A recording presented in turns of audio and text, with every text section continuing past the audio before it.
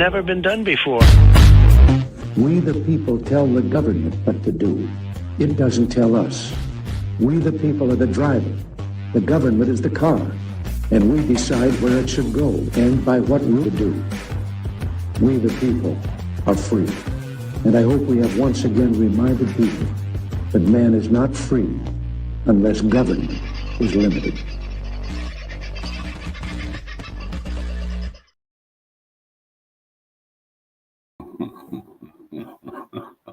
I'm still trying to figure out what happened.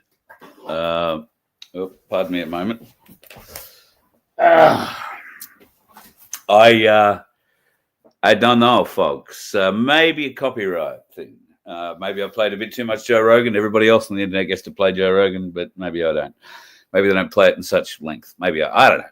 Maybe they just don't like you hearing what's been discovered, because there's a ton of it. I did have more to play you, and I won't, because I've got a funny feeling they're just going to kick us for that anyway. So, okay. So all 3 channels will be down for 7 days. Yeah, I reckon that'll probably happen. It hasn't happened yet. Actually, let me just go and have a look. Go to the dashboard and see what it says. Vince will be killing me. No warning yet. The computer probably hasn't composed it, but rest assured, it won't be all that far away. Sandy's back. Yeah. So if the YouTube channels do disappear over the next 24 hours or so, another strike. I don't know how they can ban me with copyright, because I'm certainly giving credit to the Joe Rogan Experience and not claiming ownership in any way, shape, or form. And we are presenting it under, it is essentially a free bit of publicly released information now. So this is just another example of why your like and your subscribe to this channel is so important, because the suppression that happens, you've just been part of it. You've just seen a great example of what happens when, is it the algorithm? The only other time this has ever happened to me, when they've unplugged us in the middle of a show, was when I had Ricardo Bosi on from Ipswich, I think it was. They unplugged that show as well, mid-show. Or if it wasn't that one, it was another one. Now, that was, I believe, because we were sharing a lot of truth, or what at least we believed to be truth, at the time. Is this another great example of it? U-Turd are certainly one of the greatest examples of censorship and suppression. So please give us that like, give us that subscribe, folks. It's really important. I had somebody suggest to me the other day that maybe I should get everybody to unsubscribe and resubscribe all in one show. I don't think that would work. All my subscribers don't watch the show live. They tend to watch it at various different times. A lot of people really must get sick and tired of it doing anything else on the weekends, or they're doing everything else and they just want to hear my voice because they listen to, you know, however many shows I've done that week on a Saturday or a Sunday. So it doesn't always happen that everybody's watching the show when we're doing it live. So I don't think that that will actually work. But you've just seen a brilliant example of how a live stream can be pulled by the U-Turd app, let's call it. Somebody's monitoring it, so we'll see how long this one lasts. I can't remember what else I've got lined up for you that may infringe copyright. I won't play that. I think I can probably get away with this. In Japan, they're doing some interesting things. You know, the Japanese always have an interesting way of doing things. This is good. Virtual tax will be introduced from April 2026 due to decreasing of birth rate and low population in Japan. Basically, being single will be taxed. Nani? I will break it down. So the government, Japan, will increase the tax to help raising a child. If you're single or married, not having children, doesn't matter. Everyone has to pay this tax.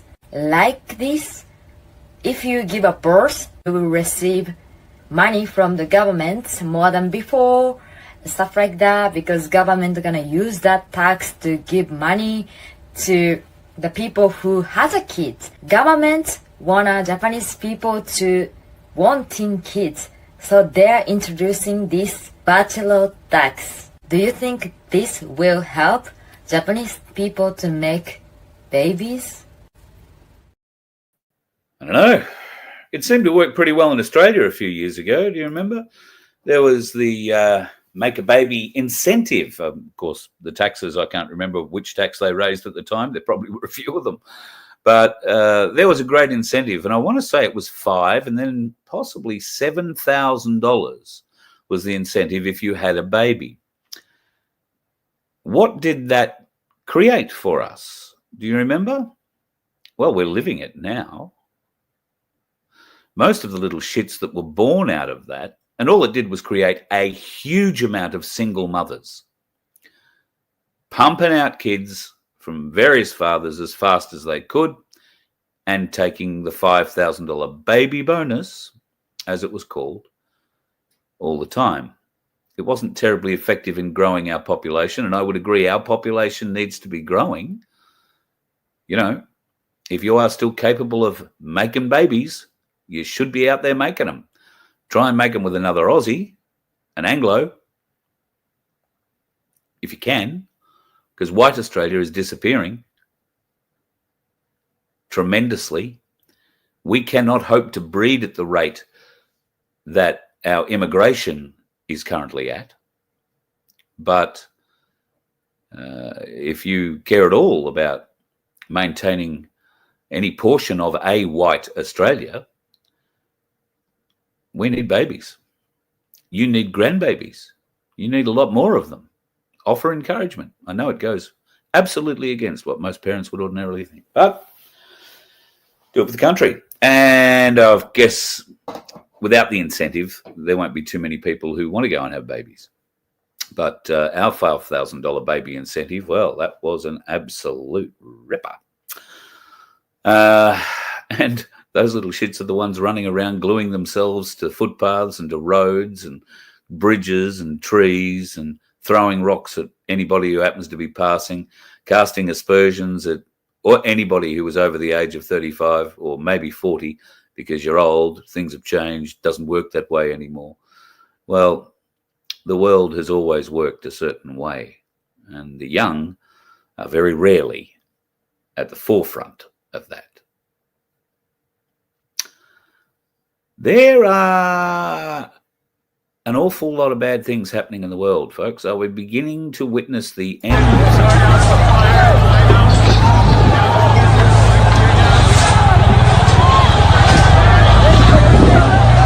pretty serious?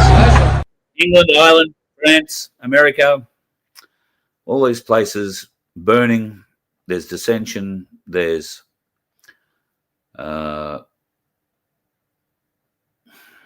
division. But in one particular country at the moment, that sort of division is being pushed in a much more serious way.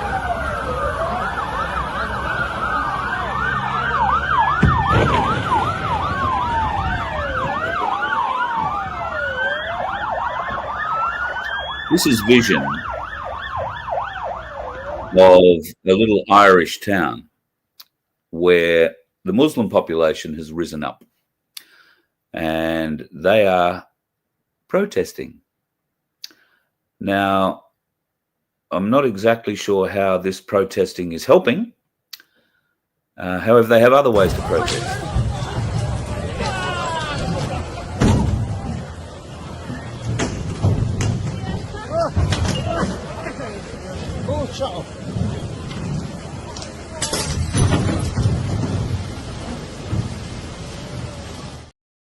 Now, what exactly are these Muslims protesting? I'm not quite sure, and I'm not completely sure they're sure. But I do know that the Irish have a certain way about them, and this is probably not the way you would protest. If you felt there was a better way to protest, then maybe as a Muslim, you might consider making friends rather than enemies. Maybe you should all have a picnic and consider that.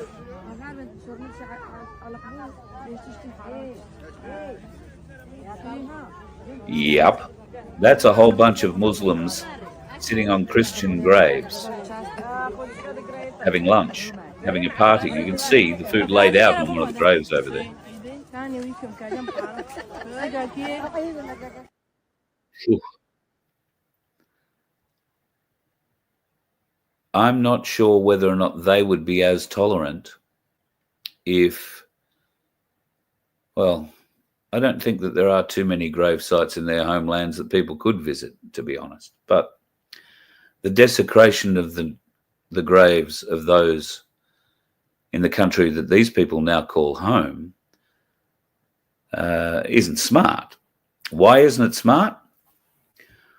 Well, I don't know. I'm pretty confident that most of you who are viewing this show today have been around long enough to remember the very bitter battles between the IRA and anything English.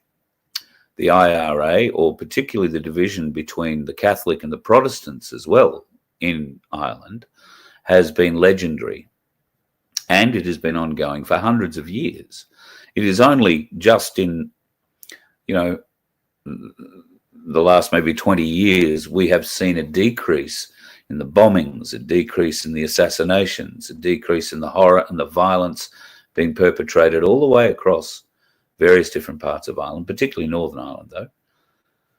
And that peace has brought together Catholic and Protestant to a point where they can now be relatively civil to each other, and that a blow up at the pub doesn't result in someone's car blowing up or their house blowing up or a car full of children being blown up, as has happened in the past.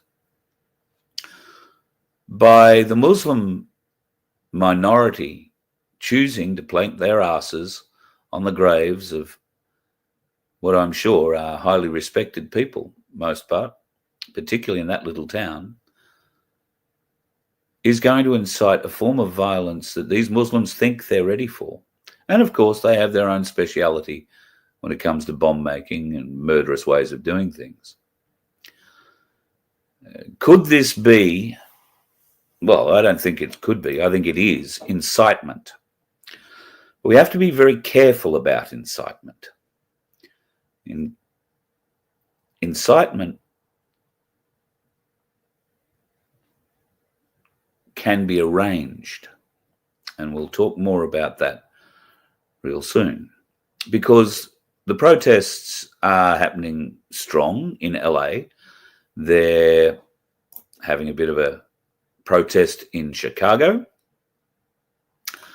Now, that's only a few hours old. That looks to be supposedly a hell of a lot of people, does look like a lot of people.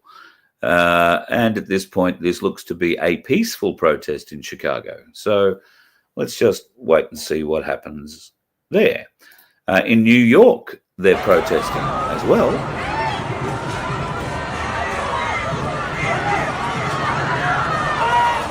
Now, there are some people saying that all of New York is out protesting. This place is out doing their jobs. Does that look like all of New York to you? Do you think of you coppers, who mostly outnumber what it looks like to be the protesters there, do you think all of New York is out protesting? The ICE agents going out and deporting these illegals that have crossed the border. In most cases, they're criminals and have been documented as criminals for varying different reasons.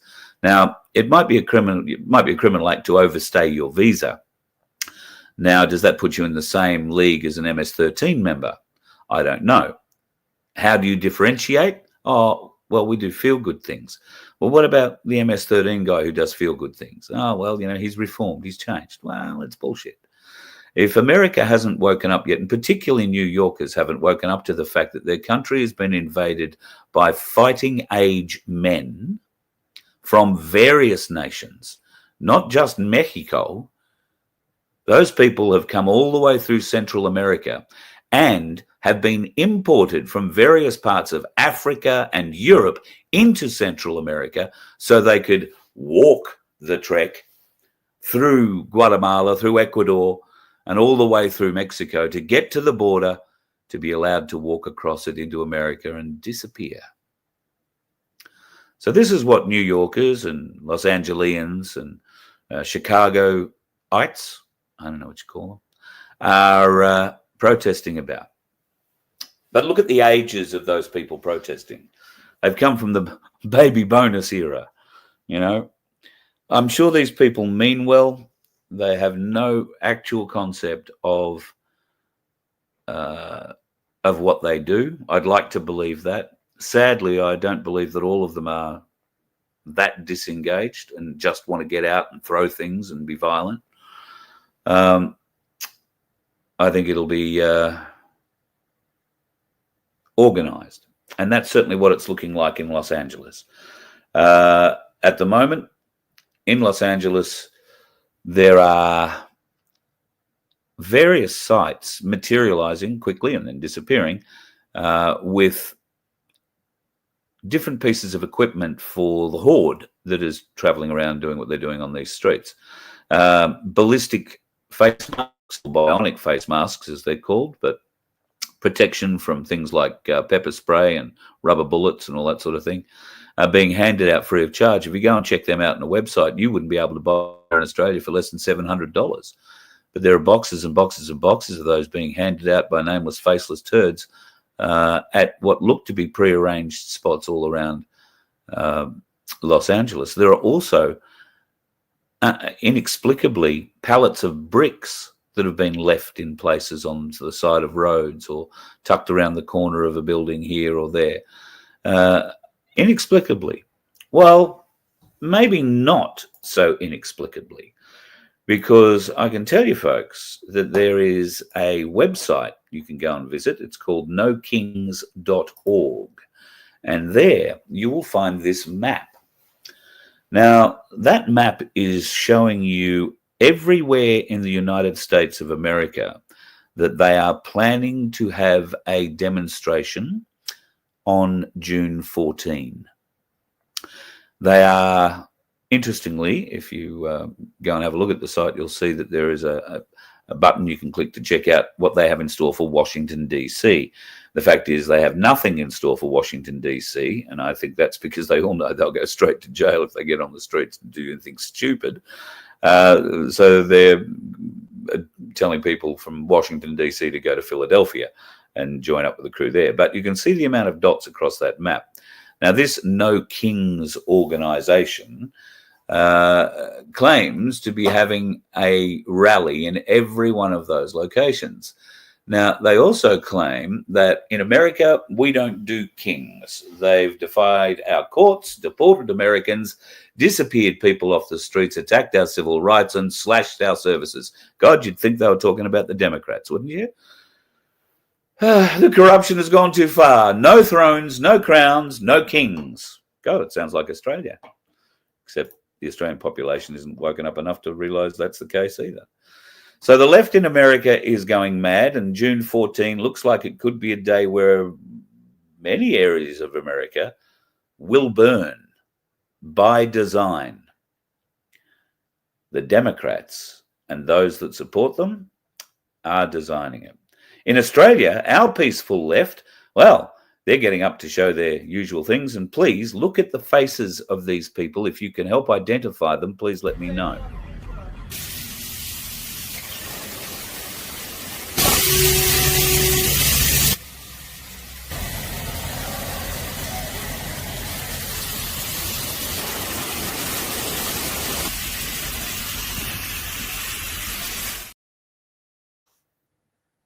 Baby bonus.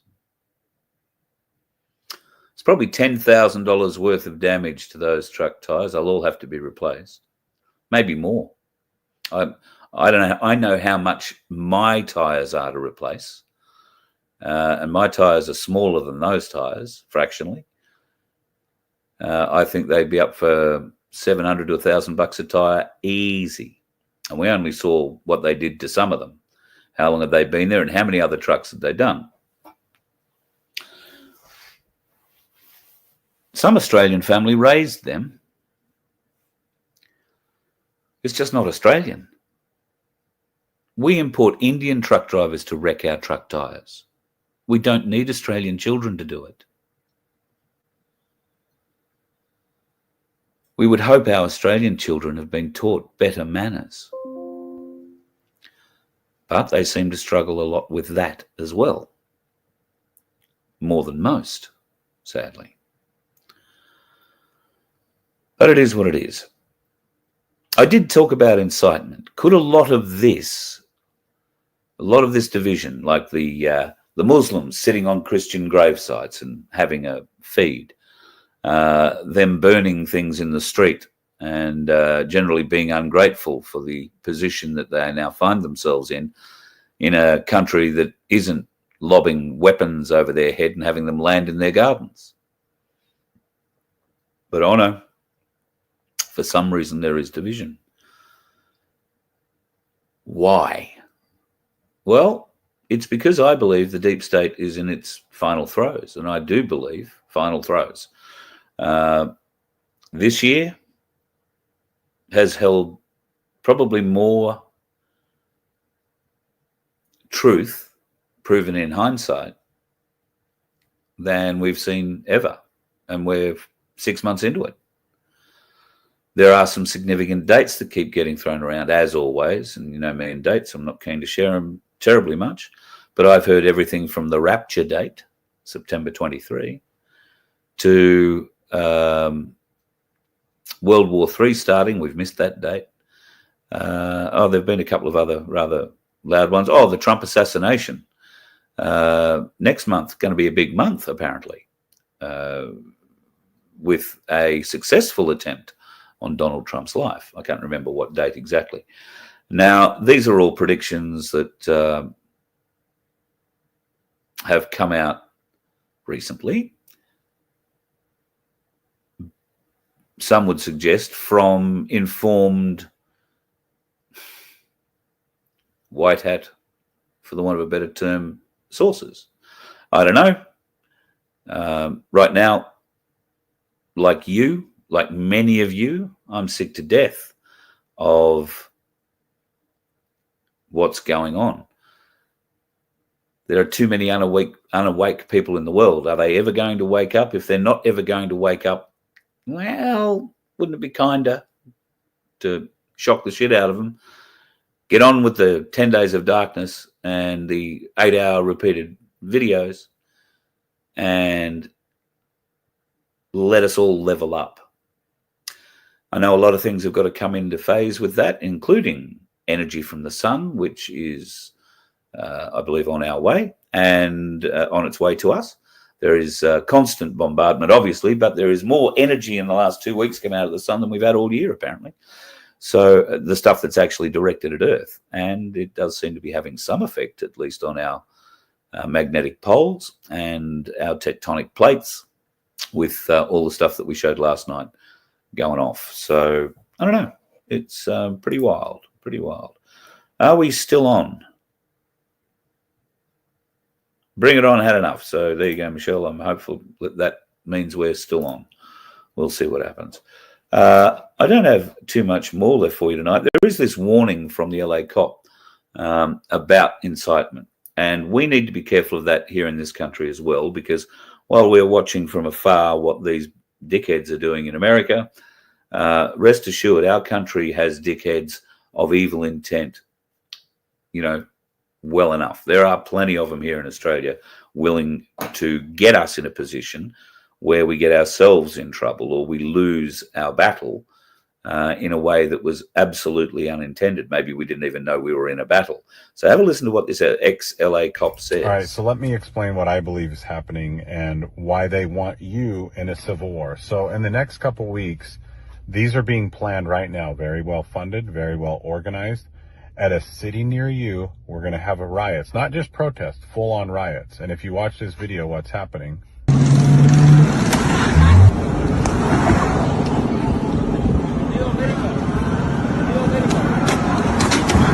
Why aren't the police doing anything?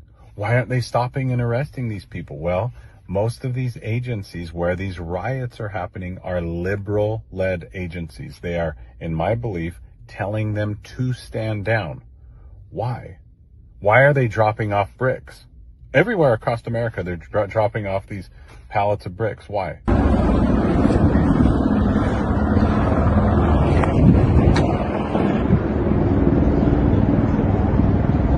Because they want to get violent and the police won't do anything. So then what?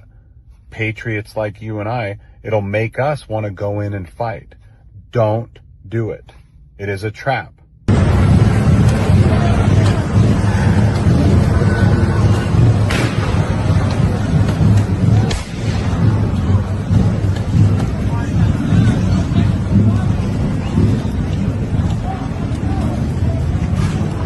They're trying to suck us in so that all the patriots are going to go, and then we're going to marching right into their trap for the civil war that they want. So what's the answer as hell breaks loose and violence ensues throughout these cities? Are we going to go save their cities? They're already gone. So get a food storage, get right with God, get out of major cities when it starts getting bad. Do not fight with these people. That's exactly what they want. It's a trap. It's a trap. It's a trap. I promise you. Agree with him more, and they're going to do exactly the same sort of thing here by inciting the patriots onto the streets to protect property, to protect against, you know, this outrageousness that these interlopers are bringing to the streets, a bit like the Muslims doing in Ireland. They're asking to start those fights. They're asking for the young Irish men and women to come out and fight. And God help them if the old IRA and English patriots, Protestant patriots, come out, because it won't be the kind of fight I think the Muslims were expecting. This leads to another thought that has been put forward to me in recent days, and that is that we're going to have a war that the Muslims will more than likely start against the Christians. That war is likely to go for a while before both sides become aware of a piece or a number of pieces of information that make it very clear there is only one enemy, and that enemy would be Israel. So it's also interesting to note that Penny Wong seems to be singing a new song when it comes to Israel. And I don't know if that's because she's just managed to go over to Canada and hold hands in a warm, comforting way with a group of other warm, comforting individuals who gave her half a brain or an idea, or maybe just gave her no choice. She's come out and signed a document that two particular Israelis, government members, have incited extremist violence and serious abuses of Palestinian human rights. Penny Wong's head must have spun around when she was made to sign this. Extremist rhetoric advocating the forced displacement of Palestinians and the creation of new Israeli settlements is appalling and dangerous. Now, Penny Wong is definitely singing a new song. The Australian government has been singing a new song for a little while now too, condemning the Israelis, whereas beforehand it was all, God, you know, Israel this, and there's attacks on Jews here and there and everywhere, when in fact it was proven, particularly with the mosque attacks recently, earlier this year, was all bullshit. It was all paid by Jews, the Mossad, to burn down their own mosques, to incite people, to get people off the streets, pay them enough money to incentivize, oh, you'll never get caught. Well, you get people off the streets to do this sort of shit, of course they're going to get caught. And of course they're going to talk. All right? They don't understand the Mossad could probably have them killed wherever they were. But it didn't happen in this case. We found out the truth. We found out the truth about the caravan full of explosives that was obviously designed to blow up a mosque, you know, and for 40 meters it would leave a crater, and it was going to be around. Turned out they'd known about it all along, and it was all part of a big gangland trial thing, bloke trying to get a lesser sentence. It was the police who left it in public view for a week. It was the police who left it visible. It was the police who left it potentially open and available to any other criminal who happened to walk past and say, oh, there's a caravan there. Oh, I opened the door accidentally came open, and I saw all this explosive, and I took it home because I know some people who could use it. It was the police who put the country at risk, the New South Wales police in particular, and they lied about it. So did the federal police as well. These are all the people we're told we should be trusting. However, if Penny Wong can sing a new song, maybe we'll see something new out of our law enforcement agencies. I see that the New South Wales Commissioner has resigned her police commissioner's role. The family's more important. Maybe she has to kiss them goodbye before she goes to the gallows. I'm not completely sure whether that's true and going to happen to her or not. There are plenty before her who should be there, that's for sure.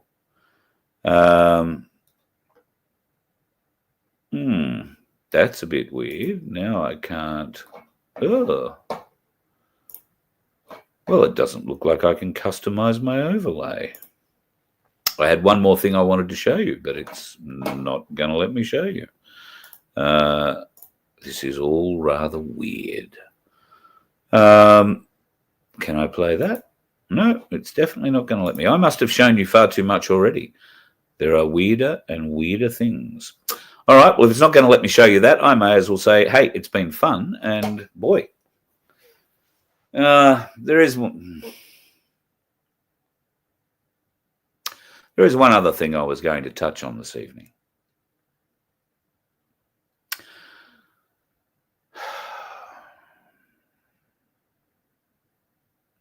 Tim Dwyer is tonight putting forward the third Zoom meeting where we will be discussing his base plan for a solution for we the people of this country, and what other plans were submitted in last week's Zoom meeting where the majority of us were not able to view. I know that there has been a big release.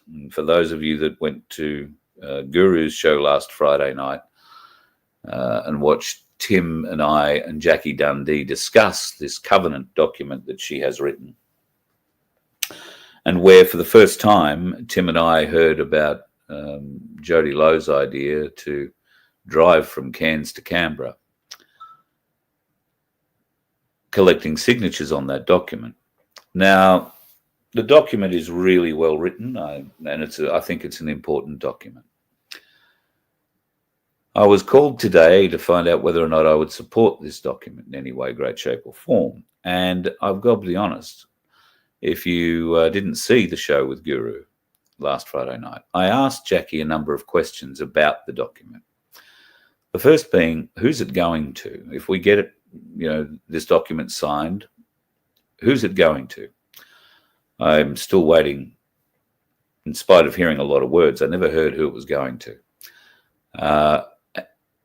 How many signatures does the document need? How many people need to submit this document? Because this document is an individually signed document. It's not like a petition. It's an individually signed document. So it's you basically saying that you're refusing to let them control you anymore.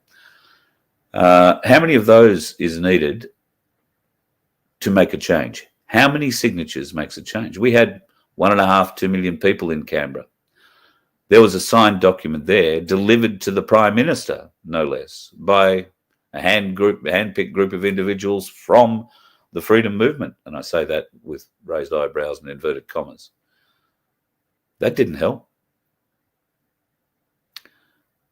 So how many signatures will make a difference? How many people will need to sign this document for it to make a difference? And can you tell me who it's going to be delivered to? Can you tell me where in Canberra it's going? Now, the person that rang me today, who had been, part of this process and, knows more about the entire process than I do, certainly, couldn't tell me. I got a lot of government departments and, all the ministers and the senators and lots of people. It's all a bit vague. I can't see it being individually served on all the bureaucrats and all the politicians that they say they're going to do it to. So where is it actually going? And it's not an it, it's a them. And it's individually signed documents. Now, I can share the document if I've still got it up here somewhere. That's the one. So I can share that document, and you can see that it is a 2-page document. If you want to hear it, Jackie read it out on Guru's show the other day, but it is, by and large, a wonderful document. Can't deny it. 2 pages long. Needs to be individually signed. So you and the wife, the kids, 1, 2, 3. And I believe Jodi's idea is to drive from Cairns to Canberra to collect those signatures. There may be others who decide to, I suppose, join the convoy and maybe help collect those signatures. But I ask, how many signatures are required for this plan to make a difference? And why is this plan being put forward now? Because, frankly, I don't see it as a solution at all. I see it as a piece of the puzzle. Now, both Jackie and Jodi, I believe, have been in Tim's Zooms. I know certainly Jackie and Tim have worked together on a lot of things.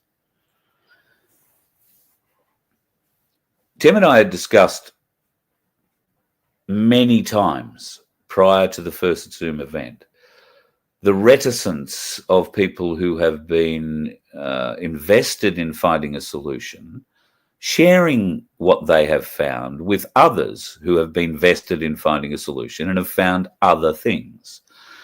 There has been a level of animosity built up between certain parties. There has been a level of arrogance that has swept into many of those camps, and they all believe they have a solution. Tim Dwyer is the only person willing to put his solution up in all its glory, to be torn down, shredded, and rebuilt publicly. Why would anybody who went into that first Zoom meeting with a solution and who claimed to be wanting to be part of this process go ahead and take what is, I believe, a very good document, a good weapon in this war, and point it into an empty field and pull the trigger, hitting nothing? Because that's what it's going to do. It's going to hit nothing. The people organising this cannot tell me who this document is going to, or these documents, and how many signatures. Well, they're individual documents, so you're going to have to take piles of paper to Canberra or print them out to be delivered somewhere. Where? Nobody seems to be able to tell me where, much less who these documents are going to be delivered to. But they're going to be done in 2.5 weeks, which brings me down to the signatures. How are you going to collect enough signatures when you can't tell me how many signatures you need to make a difference? I mean, how many signatures are you going to collect driving from Cairns to Canberra that are representative of all of Australia? What happens to the people in Broome? Are we going to ask Madison King to drive across from Broome? Or are we going to ask Vince to come across from South Australia? I mean, it's possible you might get a little convoy going from different parts of the country, and all power to you. But how many signatures are you going to be able to collect? Now, the planned route for this signature collection, Cairns to Canberra catastrophe, it's probably shouldn't describe like that, but This hasn't been thought through. This has been raced through, right? And I wonder why. Because Tim's solution might be getting closer, or somebody wants to be first. This whole thing smells of me. I've got to be first. I've got to get out there first.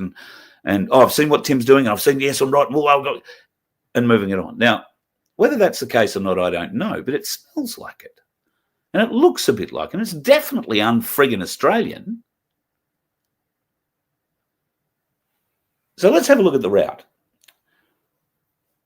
I believe Jodie's leaving from Cairns and picking up somebody else in Townsville on the way down. Well, that's a 4-hour drive, so all good and well. I believe the plan is to have lunch in Mackay. Well, that's 5 hours down the road from there, so that's a 9-hour drive for Jodie if he started in Cairns for the day. I would have thought staying in Mackay might be wise. But there's not much between Mackay and Rocky, and hey, look, it's only another 4 hours down the road. So the plan, I think, is to spend the night in Rocky, but stop for 2 hours to collect signatures in Mackay for lunch. Well, that's great. Don't know how big the freedom movement might be in Mackay, but I can tell you I have absolutely no interest out of Mackay. I've been to Mackay quite a lot. And in my previous job, driving buses and whatnot for this during the spicy coffee era, and the only people that you will find, and let me give you the tip now, if you're going for signatures, the best place in Mackay for you to stand to find people like us who will sign your document is the Mackay airport. But you're going to have to be there when the FIFO flights come in and out, because that's where you're going to find the only awakened people. The others are nowhere quite near as awake, unfortunately. I have a bit of experience around there, trust me. So then going to Rockhampton. Well, there is a marvellous group of freedom fighters in Rockhampton. I believe Rocky was going to be the overnight stop. So by the time you get to Rocky, let's say you've left from Cairns that day, you will have done 13, 14 hours driving, 2 hours for lunch, and then you're going to do something for dinner that night with all the wonderful folks in Rocky, and all power to you. You're going to be tired. You'll get a couple of hours sleep, and, well, you might get a little more than that. You might get 5-6 hours sleep if you're really lucky. Hit the road bright and early, because you're going to want to. The first portion of your drive for lunch on day 2 is Gympie, where, once again, you'll find a small but very energetic group of freedom fighters. Right? Wonderful people, all of them, who, if you're lucky, will be able to disengage themselves from whatever particular thing they have on happening that day, where they'll find you and meet you for lunch and sign the document. That'll be great. You might be able to add another 30 signatures there. Then the plan is not to drive to the Sunshine Coast or to Brisbane or to the Gold Coast. The plan is to avoid all that. I forget the reasons why. I was too busy laughing. They were going to Toowoomba. Also, a lovely town, and I have held shows in Toowoomba, but predominantly the audience comes from outside of Toowoomba, a long way outside of Toowoomba, the likes of Tara, the likes of St George, Dalby, Warwick, places further down the hill and further up the range. My audience is not Toowoomba located, I trust you. The freedom audience, while there might be a few, is not, thick on the ground. So staying overnight in Toowoomba, you'll be able to get a bit more sleep, because I don't think you're going to be inundated for the 2 hours. You'll be out trying to get signatures. The next day sort of surprises me a little bit. That plan is to go down the New England Highway and call into Tamworth, and I'm sure Dusty will get out there and sign this document for you. I mean, more the merrier. It's a great document. Why wouldn't you do it? And I'm not sure exactly how many supporters Dusty could bring in the Tamworth area to your lunchtime stop. But I'm happy to encourage people, if they, can find you on the road and do it, then that's all great. But then I'm a tad mystified as to why you would be having an overnight stop in Newcastle. You are essentially driving past Singleton. You would have to drive through Singleton unless the bypass is open. I'm not sure if it is. If the bypass is open, you can avoid it, but If not, you'll have to drive through Singleton and right past the Cali. Now, if you're not aware, the Cali is at the forefront of businesses in the freedom movement, and it has been for some years. In the Hunter Valley and in New South Wales in general, and Australia broadly, it is known for the stance and the strength of the ownership of that business, the stance they took during the spicy cough, and the stance they continue to take every day. There is a strong group of freedom fighters in the Hunter Valley. You know, powerful, impassioned people. And they'll come from Newcastle and Maitland and all around Singleton to come and sign this document if they're motivated by you to do so. But will they drive all the way to Newcastle and do it for 2 hours while you're getting ready to go to bed? Probably not. And it concerns me that for people who claim they know so much about the freedom movement and how to help us all, they've missed missed Singleton and the Cali completely.